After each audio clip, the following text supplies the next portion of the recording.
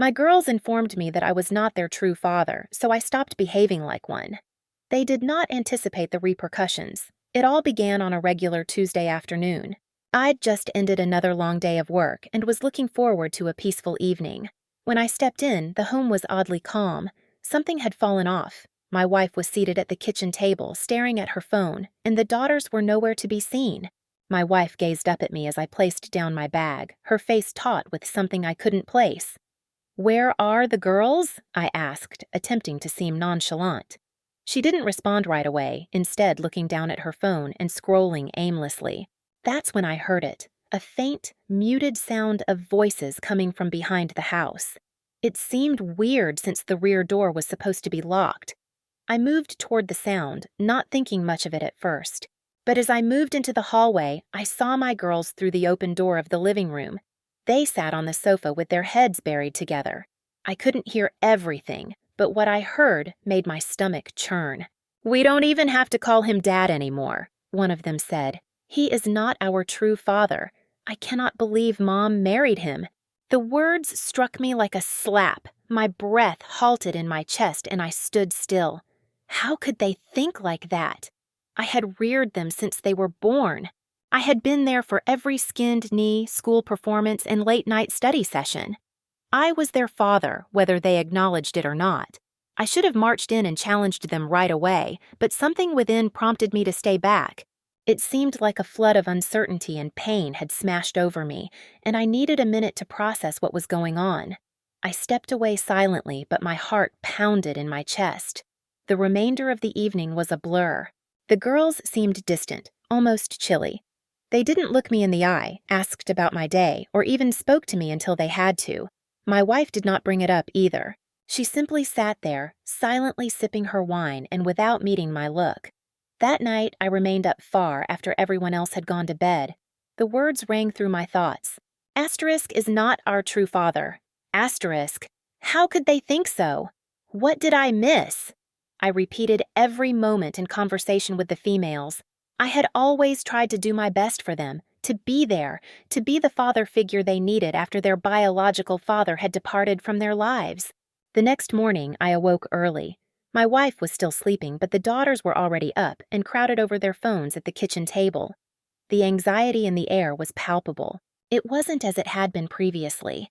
There was a coldness between us now that hadn't been there only days before. I wanted answers. But more importantly, I wanted to know why they felt this way, so I did something I never imagined I'd do. I questioned them. "Do you two think I am not your father?" They did not even glance up at me. One of them mumbled, "You are not. You never really were." I felt like the air had been knocked out of me. Everything seemed like I was hearing everything in slow motion, my heart hammering with each syllable. They didn't even seem to care that they were smashing me. I stood there gazing at them, unable to absorb what had just occurred. They were not upset, they were not weeping, they weren't even angry. They had just casually dismissed everything I had ever done for them. "Well," I said, my voice tight, "if that's how you feel, then I guess I'm not going to act like a dad anymore." They didn't respond, their attention fully absorbed by whatever they were reading on their screens. I didn't know if I meant it, or if it was just a gut reaction, but I said it, and the words hung in the air like an ultimatum. I turned around and left the room without waiting for a reply. For the next few days, I followed through. I stopped doing the little things I had always done for them. I didn't make breakfast. I didn't remind them of their responsibilities. I didn't ask them how their day was going or help with their homework. I just stopped. I'm not sure if they noticed at first. They had become so used to me doing everything for them that they probably didn't even realize what had changed. But soon, it became apparent. The first time one of them looked at me with confusion was on the fourth morning. I was sitting at the table reading the paper when she came down, still groggy.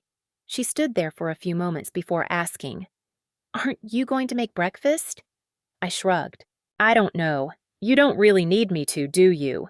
She just blinked at me, looking more confused than angry. But the next day, she didn't ask again. By the end of the week, the atmosphere in the house had shifted. It wasn't just the girls who were uneasy, it was my wife, too. She noticed the change.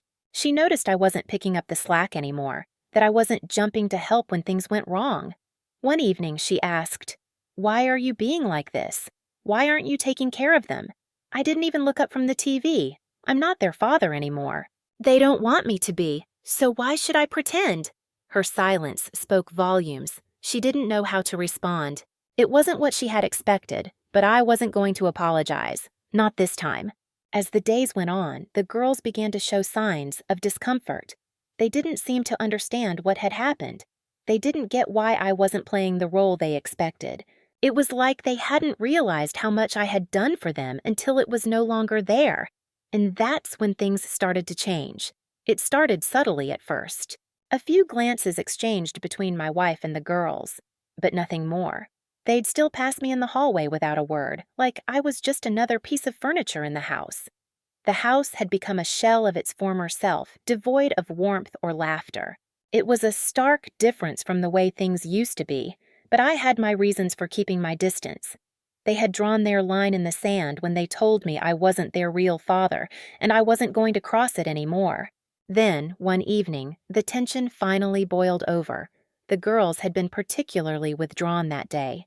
They ate dinner without speaking, their eyes glued to their plates, as if the food had somehow become more interesting than the family sitting around the table. I could feel the unspoken words hanging in the air, like an argument waiting to happen. After dinner, one of the girls finally spoke up. "Why aren't you helping anymore?" Her voice was small, almost unsure, but there was an edge to it that I couldn't ignore. I didn't look up from my book. "You didn't want me to help."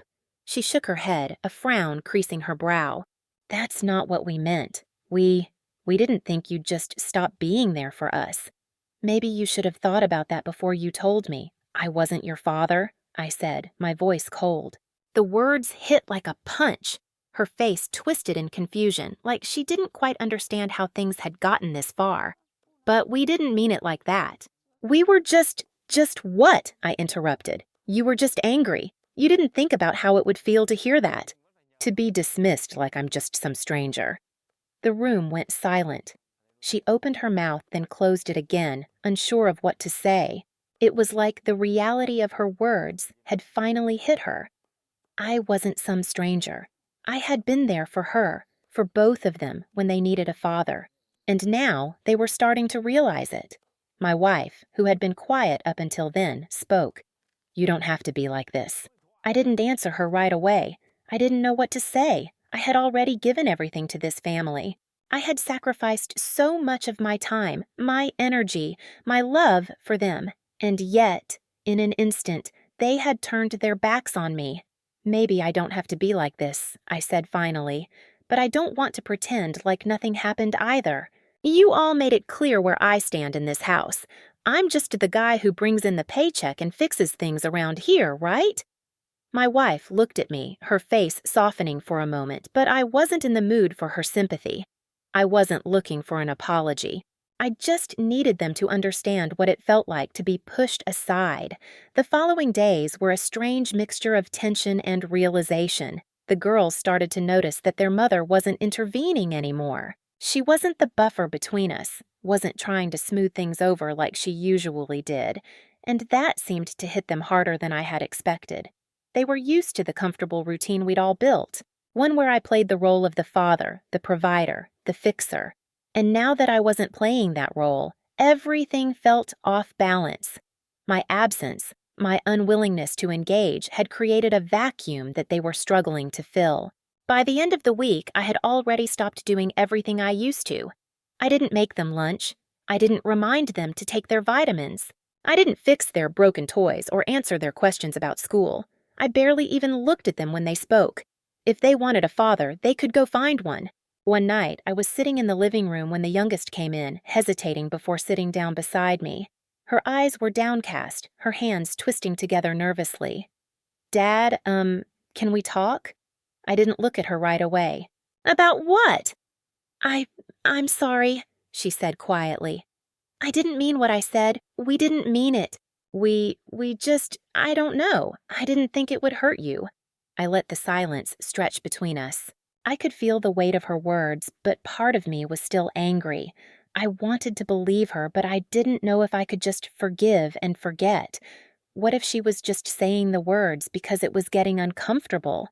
I turned to the page of my book, pretending I hadn't heard her. You should have thought about that before. Her shoulders slumped, and for a moment I thought she might cry, but she didn't. She just sat there staring at the floor, her face pale and tight with regret. I could see the guilt etched into her features, and for a second I almost felt sorry for her. But then a voice in my head told me that this was exactly what I had wanted. This was the consequence of their actions. It wasn't until the next day that the full impact of my silence started to sink in. My wife came to me, frustration written all over her face. You've made your point. Why are you punishing them like this? I'm not punishing them, I said, my voice calm, but my insides were a storm. I'm giving them the space to figure it out. They don't get to just dismiss me and expect everything to go back to normal. She looked at me for a long time, as if searching for something in my expression. Finally, she sighed. I think they realize what they've done, but you're making it worse. You're not being fair. I stood up, suddenly tired of the conversation. Fair? They're the ones who made this unfair in the first place. The days that followed were a blur of awkward silences, half-hearted attempts at reconciliation, and a growing sense that something was slowly breaking between us all. The girls didn't speak to me much. They didn't ask for anything, didn't even try to hide their discomfort. And for the first time, I could see how deep the divide had become. It was clear they were regretting their words. But was it too late for me to care anymore? It wasn't until the following weekend that the shift finally became undeniable. The girls, who had been avoiding me like the plague for days, started looking at me differently. There was a hesitance in their eyes, a recognition of the absence I had created. They had begun to feel what I had been feeling all along, disconnected, unwanted, and dismissed. It wasn't just about the words they had said anymore. It was the weight of their silence that had finally started to sink in. I had no idea how long I could keep this up. Part of me still wanted to believe that they would realize what they had lost. But another part of me wondered if this was the right way to go about it. Maybe they weren't ready to see it, or maybe they didn't see it at all. One Saturday, my wife asked me to come with her to a parent-teacher conference for the youngest. I hesitated. There was still so much unspoken between us, so much tension that neither of us knew how to navigate. I knew she was hoping that going together might smooth things over, but I didn't want to do anything that felt like pretending like everything was okay when it wasn't. I'll go, I said, my voice flat. We arrived at the school, and the whole atmosphere felt foreign. I hadn't been to one of these in years. My daughter was sitting in her seat, her shoulders hunched, her eyes darting between her mother and me like she was waiting for something to happen. We sat through the meeting, with the teacher talking about grades, behavior, and all the usual stuff. But it wasn't the conference that had me on edge. It was the way my daughter wouldn't look at me, the way she barely acknowledged my presence. It was as if I had become invisible. After the meeting, we stood outside the school, the autumn chill biting at our skin. My wife turned to me, her face drawn. You need to talk to them, she said, her voice low and urgent. I have talked, I replied, not meeting her eyes. And they've made it pretty clear how they feel. They're not just going to figure it out on their own. You're the father. You're supposed to lead the way. I stopped in my tracks. I'm supposed to lead the way? Really? I couldn't hide the bitterness in my voice now. Is that what you think? Because last I checked, they were the ones who decided I wasn't their father. They were the ones who said it, not me. She didn't have an answer. Instead, she just stared at me as if she had no idea what to say anymore. The car ride home was quiet, and when we pulled into the driveway, I saw my daughter standing by the door, looking awkward and uncomfortable. It was clear they had been waiting for us. I couldn't help but feel a pang of resentment. I walked past them without saying a word, heading inside. The silence that followed was suffocating, but this time, it was different. They followed me, hovering at the threshold of the living room. I didn't look up from where I was sitting, trying my hardest to maintain the distance that had started to feel like a part of me now. Dad, the youngest said, her voice small. Can we talk? I didn't answer immediately, but I could feel her standing there, waiting. The air between us was so thick with regret that I almost couldn't breathe, but I wasn't going to make it easy for her. You want to talk now? I said quietly, not bothering to lift my eyes from the TV. What happened to all those times you told me I wasn't your real dad? You didn't need to talk then. The guilt on her face was unmistakable, but it didn't make me feel any better. I was tired of being the one who always had to fix things, always had to play the role of the father when they didn't seem to appreciate it. I didn't mean it, she said softly. I was just angry and confused, and I don't know why I said that. The words were sincere, but they didn't change what had happened. The damage had been done, and I wasn't sure if we could go back to what we had before. I know you didn't mean it, I replied, but it still hurts. I've been trying to understand why you said it, why you'd push me away like that after everything I've done for you. She didn't have an answer for that, and neither did her sister, who had been standing silently in the corner, watching the exchange unfold. After a few moments, she spoke up. I don't know what we were thinking, Dad. I'm sorry. I really am. I looked at both of them, their faces red, their eyes wide with apology. But even as they apologized, I couldn't shake the feeling that it was too late. Too much had changed between us, and the rift was too deep. Sorry doesn't fix everything, I said softly. You can't just tell me I'm not your father, then expect everything to go back to normal when it's convenient for you. My words hung heavy in the air, and I saw both of them flinch. I could feel the regret radiating off them, but it didn't make me feel any better. It didn't take away the hurt. My wife entered the room then, standing in the doorway, watching the scene unfold. She knew what had happened, knew the toll it had taken on all of us. But she didn't know how to make it right either. The girls stood there for a few moments, their shoulders slumped, their faces a mix of shame and sorrow. But it wasn't the words of apology that changed everything. It was the realization that they had finally understood what it meant to lose someone. Not just me, but the idea of family itself. And I realized for the first time that they weren't the only ones who needed to figure things out. I did too. Maybe there was still a way back, but it would take more than just words. It would take time, trust, and something we had all lost along the way, effort. I don't know where we go from here, I said, my voice barely above a whisper, but I need you to show me that you care, not just say it. The youngest nodded, her face pale, but there was a glimmer of understanding in her eyes. We will, she said, her voice small but steady. And in that moment, I realized something. It wasn't just about them understanding the weight of their words. It was about me understanding how far I had let this silence go. Maybe we could still fix this, but it would take all of us to make it work. And for the first time in days, I felt like there might be hope.